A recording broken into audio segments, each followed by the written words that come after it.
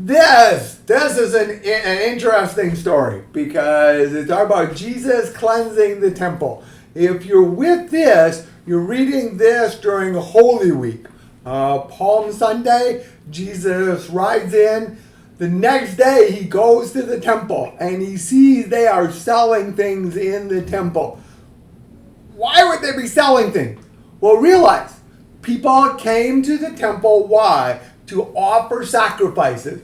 Well, when they travel, they don't bring the animals with them. They don't bring the sheep with them. They travel and then they have to buy the sacrifices there. And so that's what you realize. That's what they're doing.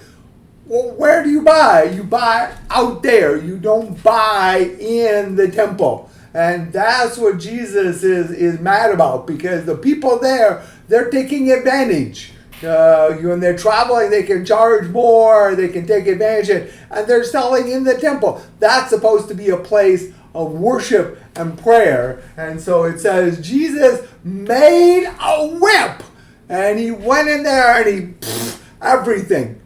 Do you think the Jewish leaders were happy about that? Yeah, no. But it's interesting also. We have this story that Jesus did it there in that Holy Week. But also, when you read some of the verses in here that we give you with the pictures, realize that Jesus also did that at the beginning of his ministry. And so Jesus did it not one time, but two times more.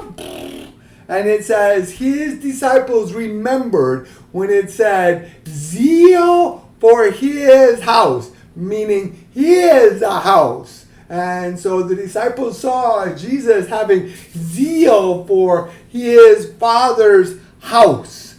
So Jesus, wow, he's showing people what's the meaning. So you and I today also, I want to be careful what we do. For church is a place of worshiping him, and we don't want to not honor his house. And so that's just an interesting story for us to see the zeal that you and I want to have for his house, for worship and prayer. But where is that today? Is zeal for his house in church? Where is his temple today? He's right there. You are his temple.